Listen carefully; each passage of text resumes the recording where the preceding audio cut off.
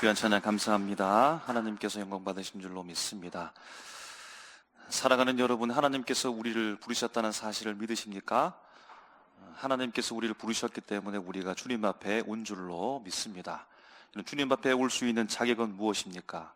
예수를 그리스도라고 고백하는 자들, 예수님 만나고 싶은 자들, 하나님 앞에 예배하러 오는 자들, 주님을 찾는 모든 자들을 주님께서 다 받으시는데요. 예배 공동체가, 교회 공동체가 그런 겁니다. 어떤 특정한 사람만, 부류만 와서 예배 드릴 수 있고, 다른 생각을 가지고, 다른 모습을 가지고 살아가는 사람은 올 수 없는 장소가 아니라 어떤 다양한 생각을 가지고도 주님 앞에는 다 올 수 있는 것이고, 우리가 오늘 찬양의 가사의 고백처럼 죄인 되었으므로 의로우신 주님 앞에 예수님의 이름으로 하나님께 왔다는 이 자격이 우리 앞에 있다는 사실을 기억하시고 감사함으로 주님 앞에 예배하는 이 한 시간 되시기를 주님의 이름으로 축복합니다.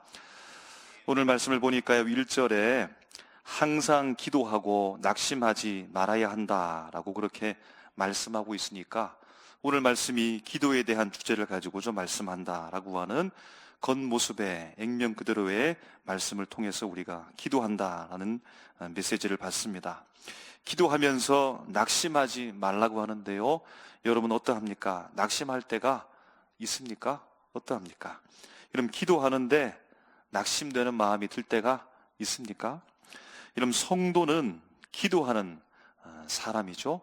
그럼 기도하는 이유는 무엇입니까? 성도가 하나님을 만나는 깊은 교제, 친밀한 관계로 들어가기 위해서, 하나님과 소통하기 위해서 기도하는 것이죠.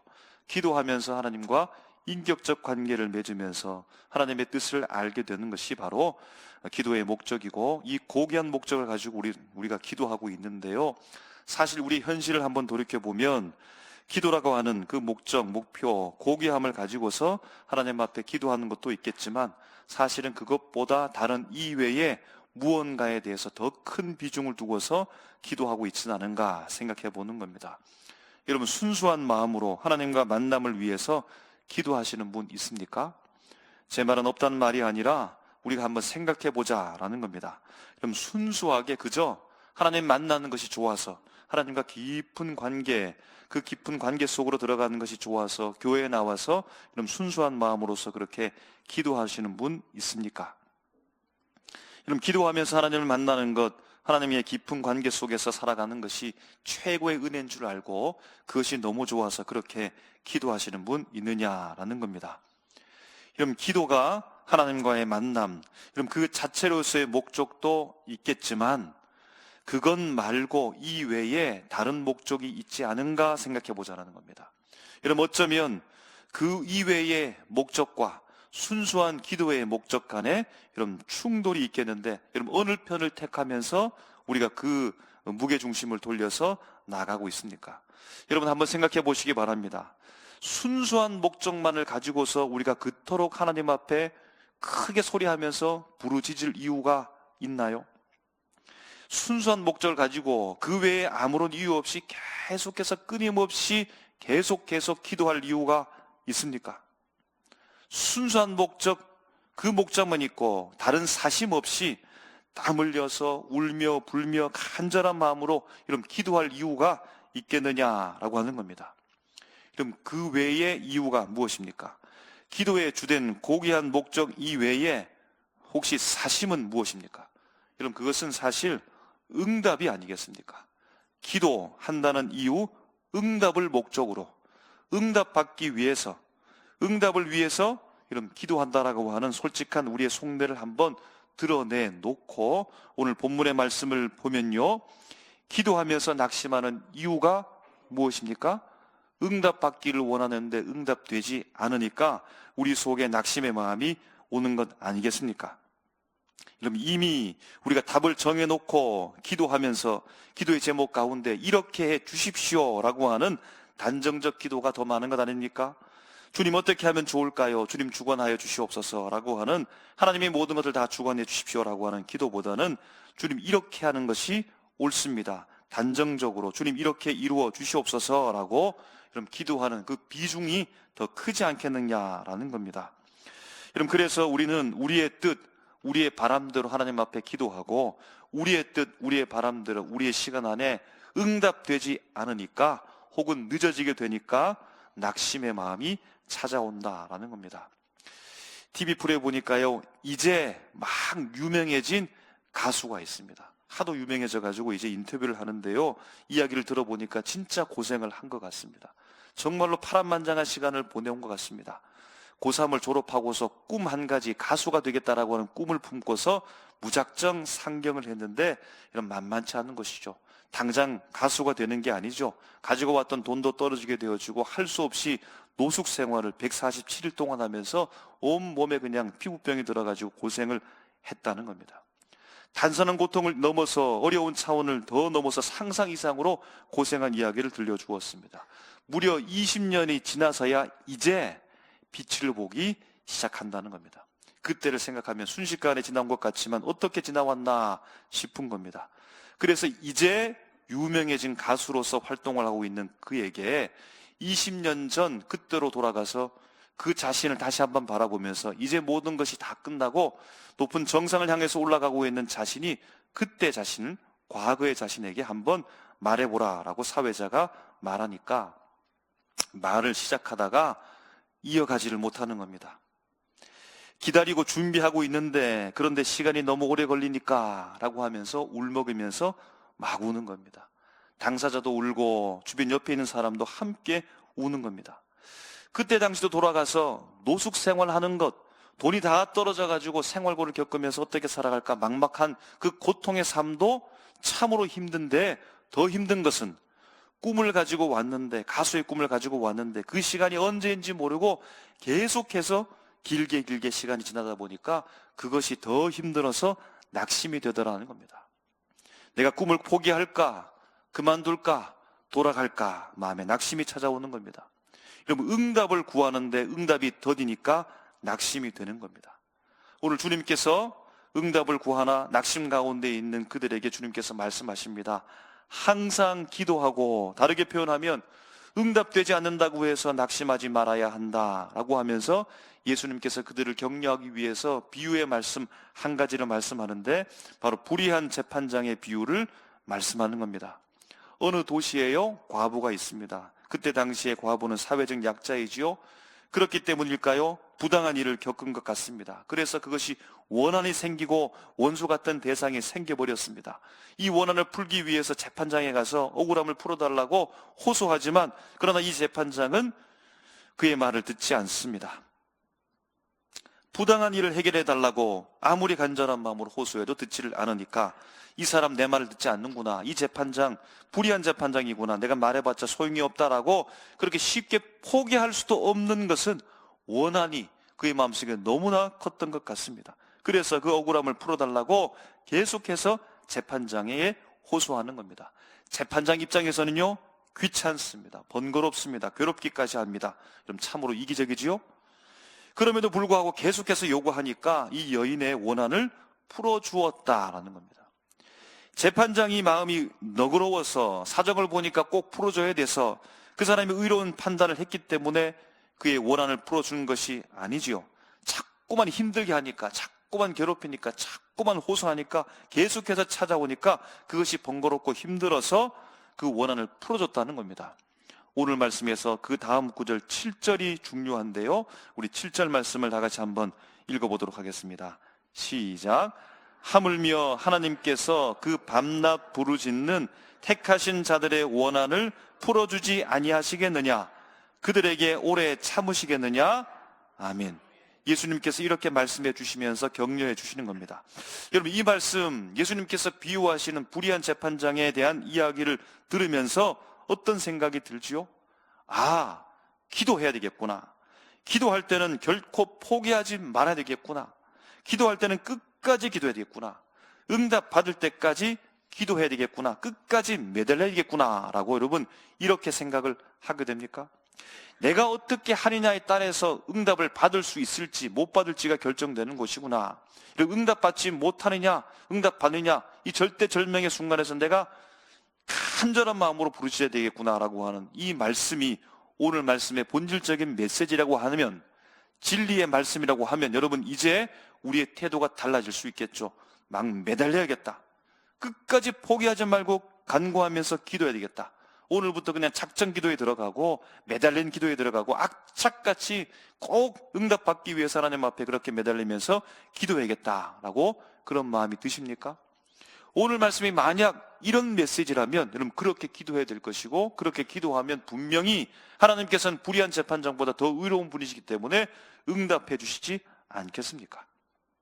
여러분, 그런데요, 오늘 우리가 기도를 생각하면서 성도가 할 수 있는 기도에 대해서, 그 고귀한 가치에 대해서 처음에 생각하면서 간절한 마음으로 악착같이 최선을 다해서 포기하지 않고 그렇게 매달리면서 기도하는 이 기도에 한 가지 찾기 어려운 것이 발생하게 된다는 겁니다. 바로 기도의 고귀한 가치, 하나님과의 만남, 하나님과의 깊은 교제, 친밀한 관계, 하나님과 인격적 관계는 오늘 악착같이 매달리는 이 기도에서는 찾기가 어렵다라는 겁니다. 제가 고등학생 때 마을에 있는 한 친구를 전도했습니다. 그래서 교회 생활을 둘이 잘했습니다. 친하기도 하고 교회에 가서 활동도 재미있고 보람도 느끼면서 너무나 좋았습니다. 그런데 이 친구가 어려운 일만 생기면 난 교회 못 나가겠다라고 말합니다. 한 번, 두 번은 제가 설득하고 그러면 안 된다고, 교회 나가야 된다고, 하나님께서 해결해 주시겠다라고 그렇게 말하니까 설득이 되기도 하는데, 점점 횟수가 많아지면서 이 강도도 점점 세지는 겁니다. 설득하기가 너무너무 힘들어지는 겁니다. 저도 나름대로 스트레스를 받았습니다. 어느 날 밤 이 친구와 함께 교회에서 오랫동안 이야기를 하는데 제 마음속에 드는 생각이 있었습니다. 이 친구를 붙잡고 내가 기도해야 되겠다. 그리고 이 친구가 다시는 교회에 빠지지 않겠다고, 열심히 나가겠다라고 하는 이 다짐의 말을 할 때까지 내가 기도하겠다라고 하면서 무작정 이 친구를 붙잡고 저는 무릎을 꿇고 간절한 마음으로 막 기도했습니다. 그 시간이 오래되다 보니까 친구가 놔달라는 겁니다. 날 좀 놔달라. 근데 제가 안 놓고 계속해서 기도했죠. 여러분, 이 순간에 악착같이 최선을 다해 기도를 했는데 무엇이 사라졌습니까? 이 친구와의 인격적 대화는 사라진 겁니다.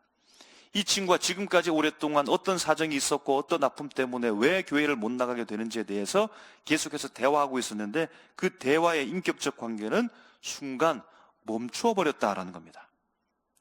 오늘 본문에서 말하고 있는 매달리고 또 매달리고 응답될 때까지 기도하고 또 기도하고 때를 쓰듯 간절한 마음으로 여러분 그렇게 기도하고 하나님 입장에서는 괴로울 정도로 기도해 오는 것, 여러분 거기에서 찾을 수 없는 것이 무엇입니까? 하나님과의 인격적 관계라는 겁니다. 친밀함, 그 깊은 교제는 멈추어지게 된다는 겁니다. 여러분, 그러면 과연 이것에 대해서, 이런 행위에 대해서 기도라고 말할 수 있을까요? 하나님과의 깊은 교제, 그 만남이라고 하는 것이 가장 고귀한 가치이고 가장 핵심적인 것이 바로 기도인데, 이 핵심적인 것이 빠졌음에도 불구하고 과연 이러한 행위를 기도라고 말할 수 있겠느냐라는 겁니다. 오늘 우리가 읽은 마지막 9절 말씀에 오늘 본문에 말씀하고 있는 방향과 그 의도에 있어서 열 수 있는 귀한 열쇠 같은 말씀이 있는데요, 8절 말씀을 우리가 다 같이 한번 읽었으면 좋겠습니다. 8절입니다. 시작. 내가 너희에게 이르노니 속히 그 원한을 풀어주시리라. 그러나 인자가 올 때에 세상에서 믿음을 보겠느냐 하시니라. 아멘. 그럼 이 구절 속에 세 가지 단어가 등장하는데 마치 오늘 본 말씀의 열쇠와도 같습니다. 첫 번째 단어의 열쇠는 속히라는 말입니다. 속히라는 말 헬라어로 티케오스라는 말인데요, 신속하게, 즉시, 급속하게, 빠른 속도로라는 의미입니다. 그러니까 오늘 말씀 속에 시간이라고 하는 것이 있다는 겁니다. 두 번째 열쇠와 같은 단어는 원한이라는 겁니다. 원한이라는 말은 엔티코스라고 해서 어떤 불이한 응답에 대해서 보복하고 복수한다는 겁니다. 불이한 상황에서 정의로운 응답을 나타내는 단어가 바로 엔티코스, 원한이라는 겁니다. 원한이 그러므로 생긴 이유는 고통 때문이라는 겁니다. 불의로 말미암아 받는 고통이 있다라는 겁니다. 고난이 있다라는 겁니다. 마지막 세 번째 열쇠와 같은 단어는 믿음입니다. 이 믿음은 피스티스라고 해서 처음부터 끝까지 변하지 않는 신뢰입니다. 신앙을 말하는 겁니다. 확신을 말하는 겁니다. 처음에는 믿었다가 처음에는 확신했다가 나중에 변하는 것이 아니라 처음부터 마지막 순간까지 확신을 가지고서 신뢰의 줄을 놓지 않는 그 믿음에 대해서 이야기하고 있다라는 겁니다. 여러분, 그러니까 8절 안에 시간도 있지요, 고통도 있지요, 처음부터 마지막까지 변치 않는 신뢰, 믿음이라고 하는 이 상황적 뼈대가 드러나게 되어지는데, 여기에 다시 한번 살을 붙여서 오늘 문장을 이야기로 풀어보게 되어지면 고통의 시간이 흐르는 가운데 끝까지 변하지 않는 믿음이라고 말할 수 있겠습니다. 이런 고통의 시간이 끝나는 때가 있는데요, 8절 말씀 속에 있습니다. 바로 그때가 언제입니까? 인자가 올 때라는 겁니다. 인자가 와서 고통의 시간을 어떻게 보냈는지, 무엇을 했는지, 무엇을 본다는 겁니까? 처음부터 끝까지 믿음의 줄을 놓지 않고 끝까지 믿음 가운데 나갔던 그들의 신뢰, 신앙, 그들의 확신, 곧 믿음을 가지고 있었는지 그러한 자를 보겠느냐라고 주님께서 말씀하시면서 격려하고 있다는 겁니다. 여러분, 그러므로 오늘 본문에서 하는 말씀은 그저 기도해라 라는 말씀보다는, 기도하면 무조건 응답받는다, 최선을 다하면 응답받는다라고 하는 단순한 우리의 최고의 관심사가 거기에 주목하기 위해서 주신 말씀이라고 보다는, 고통의 시간을 보내고 있는 성도들이 인자여 언제 오십니까? 라고 하는 그 기도를 하며 나가고 있는 상황 속에서 인자를 기다리고 있는데, 예수님을 믿으면서 지금 현실에 받게 되어지는 고난과 고통이 있는데, 그래서 주님 오기만을 기다리고 있는데, 나는 의롭게 살아가고 내 의로움을 말미암아 예수 믿는 것 때문에 당하는 불의한 일들이 있어서 내 마음의 원한까지 생긴 이 상황 속에서 여전히 인자는 오지 않고 여전히 고통 가운데 그 시간이 흐르고 있는데, 그러나 주님이 말씀하는 겁니다. 그러나 마침내 인자가 오셔서 너희들의 그 원한을 풀어주게 될 것이니까, 속히 올 것이니까 낙심하지 말고 끝까지 믿음을 붙잡고 나아가라고 주님께서 격려하고 있다라는 겁니다. 이러한 때가 바로 오늘 우리가 읽었던 18장 말씀은 17장과 연결되는데, 17장 27절에 그러한 때를 뭐라고 말씀하냐면 노아의 때라고 말합니다. 누가복음 17장 28절에 롯의 때라고 말하는 겁니다. 노아의 때, 이 노아의 때는 어떤 때입니까? 노아의 때에 인자 오심을 기다림같이 홍수 그 심판에서 구원할 때를 노아는 계속해서 기다렸죠. 그 구원의 때를 기다린 사람은 누구입니까? 노아와 노아의 가족들, 특별히 노아였습니다. 노아는 어떤 삶을 살았습니까? 그 반대편의 사람들은 어떤 모습이었을까요?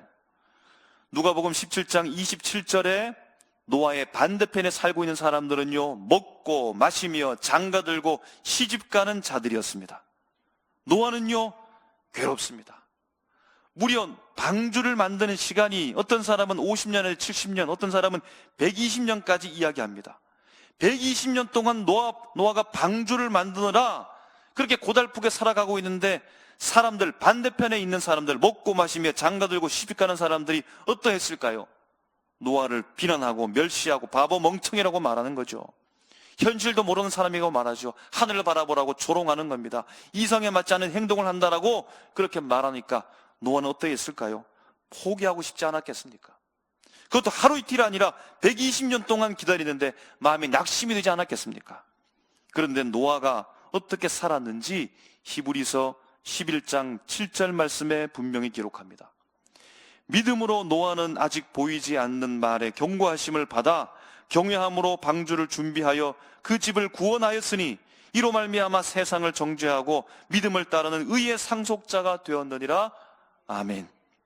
그럼 롯의 때, 롯은 어떻게 살았을까요? 롯이 한참 의롭지 못한다 할지라도 그의 삼촌 아브람과 같이 살기를 소원했지 않겠습니까? 그래서 그는 괴로웠을 것입니다. 롯의 반대편에 사는 사람들의 상황을 누가복음 17장 28절에 말하는데요, 롯의 반대편에 있는 사람들은 이렇게 살았습니다. 먹고 마시고 사고 팔고 심고 집을 지었다는 겁니다. 풍요로운 삶 속에서 롯은 그의 풍요로움을 제약받으면서 다 누리지 못한 채 살아가고 있으니까 다른 사람들이 어떻게 바라봤을까요? 답답한 사람, 이 무식한 사람, 이 어리석은 사람아, 그렇게 손가락질 하지 않았겠습니까? 그런데 롯이 한 것은 무엇일까요? 베드로 후서 2장 7절 8절은 롯에 대해서 기록하기를 무업한 자들의 음란한 행실로 말미암아 고통당하는 의로운 롯을 건지셨으니 이는 이 의인이 그들 중에 거하여 날마다 저 불법한 행실을 보고 들으므로 그 의로운 심령이 상함이라. 아멘. 그럼 지금 예수님께서 제자들을 바라보시면서 말씀하고 있는 그 예수님의 말씀을 듣고 있는 때는 언제입니까?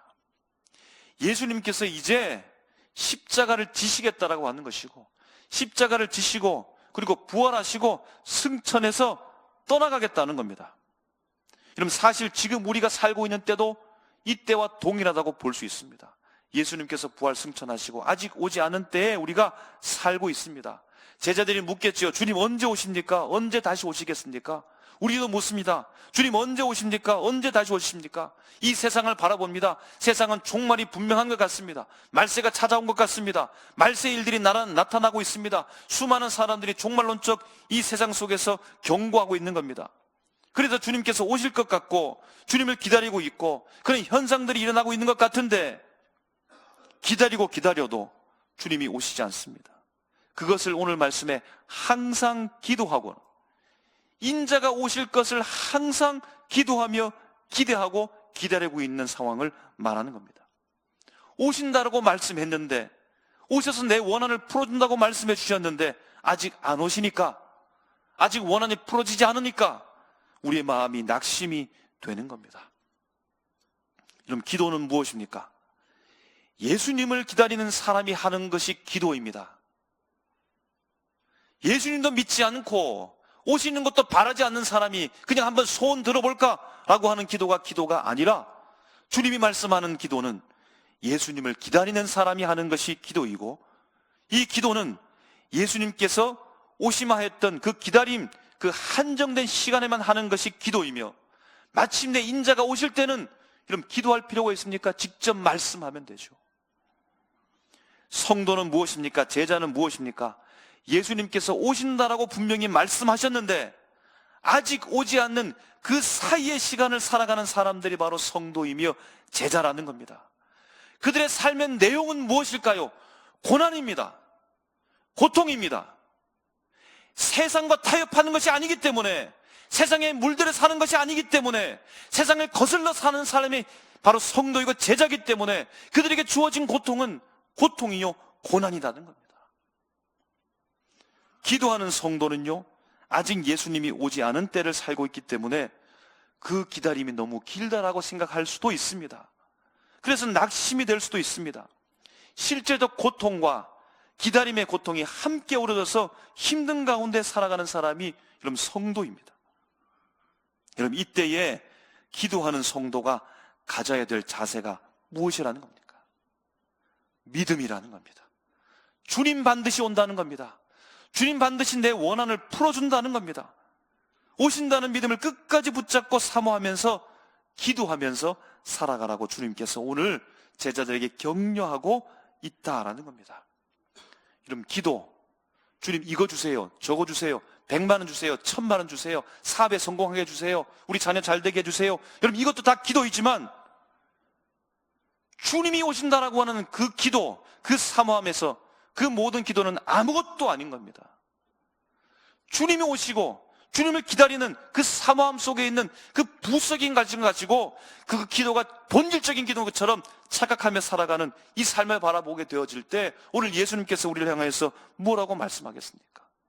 주님께서 오시고 승천하셨으며 그 사이의 삶을 종말론적으로 살아가는 인생 가운데 살아야 되는데, 예수님 때문에 예수를 믿고 받는 그 고통에 대해서 감수하면서 그 고통의 마음이 원한으로 품어지고, 하나님 어떻게 될까요? 의롭게 사는 이 삶의 결과가 내 속에서 억울하고 힘들게 살아가는데 주님께 이렇게 기도해야 되는데, 주님 이거 달라고, 이 물건 달라고, 저 물건 달라고, 저거 잘 되게 달라고, 이렇게 비본질적인 것에 대해서 우리가 매달리고 소리치고 있으니까 주님이 바라보실 때 어떻게 바라보실까요? 우리가 애쓰고 최선을 다해서 간절한 마음으로 기도해야 될 것은, 주님, 내가 예수 믿기 때문에 당하게 되어진 이 불의한 상황 속에서 내 마음속에 원한이 생기지만 참게 도와주시옵소서. 이겨내게 도와주시옵소서. 언제 주님 오셔서 제 마음을 풀어주실 것입니까? 이렇게 기도하는 것이 바로 기도의 본질이라는 사실을 주님께서 말씀해 주고 있다는 겁니다. 그럼 기도는 단순히 응답을 받아내기 위한 수단이 아니라 예수님을 기다리는 사람들의 삶의 방식이요, 삶의 양식입니다. 그래서 예수님을 기다리는 사람이 기도가 없으면 살 수 없는 것입니다. 그 기다림 속에서 믿음을 지키는 겁니다. 처음 주님 오시겠지, 오신다고 말씀하셨고 내 억울한 이 환경, 이 상황들을 주님께서 풀어준다고 말씀했는데 끝까지 붙잡고 나가는 것이 바로 믿음의 행위라는 겁니다. 우리는 기도하면서 때때로 낙심할 수 있지요. 그러나 오늘 예수님께서 강조하신 것이 무엇입니까? 항상 기도하고 낙심하지 말라. 낙심하지 않는다는 것은 단순히 감정을 그냥 억누른 채 있는 것이 아닙니다. 믿음을 끝까지 부여잡고 지키는 겁니다. 약속을 했는데 약속 장소에 나갔습니다. 그 사람은 믿을 수 있는 사람입니다. 그래 끝까지 기다리는 겁니다. 이 사람은 분명히 내게 약속했고 분명히 온다라고 내게 말했으니까 나는 끝까지 기다려보는 겁니다. 노아가 120년 동안 사람들의 조롱과 멸시 속에서도 믿음을 지켰습니다. 롯은 악한 세상 속에서 의로운 삶을 살면서 믿음을 지켰습니다. 우리도 마찬가지입니다. 이 세상 속에서 예수님 믿고 살아가는 것, 여러분 행복하고 가장 중요한 가치이지만 주님이 다시 올 때까지 이 세상과 맞서 싸우는 그 삶은 녹록지 않는 겁니다. 고통이 있는 겁니다. 우리 마음이 불편한 겁니다. 늘 마음속에 응어리가 있는 겁니다. 그러므로 기도해야 되는 겁니다. 그러므로 믿음을 가지고 나가야 되는 겁니다. 끝까지 기도하며 주님을 기다리는, 하나님이 기뻐하시는 성도로 살아가는 우리 모두가 되시기를 주님으로 축복합니다. 우리 모두가 예수님을 기다리며 기도해야겠습니다. 기도 속에서 낙심하지 말고 끝까지 주님을 바라보며 믿음을 붙잡기를 바랍니다.